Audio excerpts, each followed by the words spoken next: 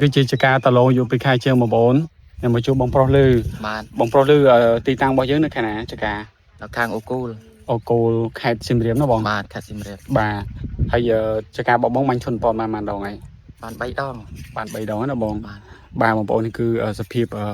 ដើមតឡងរបស់បងប្រុសលឺបងប្អូននេះបាន3ដងហ្នឹងជឿមានថាយើងបាញ់បំពន់វគ្គ1គឺ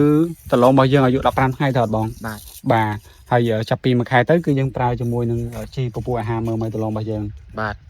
តែយើងប្រើជាឈុតទាំងជំរុញការលូតលាស់ទាំងបំពន់មើលហ្នឹងបានប៉ុន្មានដងដែលយើងបាញ់ជាឈុតនោះបានតែ2ដងតែបើយើងបាញ់តមហារឿងបាញ់មុនបងម្ដងអូខេអញ្ចឹងទាំងអស់បាញ់3ដងអូខេបងអញ្ចឹងទាំងអស់យើងបាញ់បាន3ដង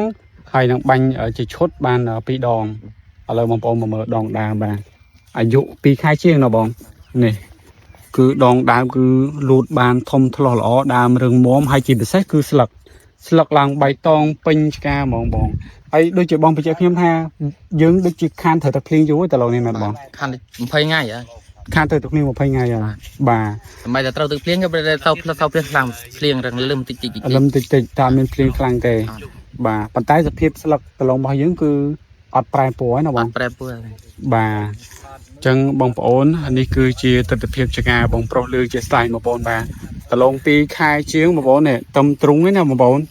ចិត្តត្រឹមកហើយ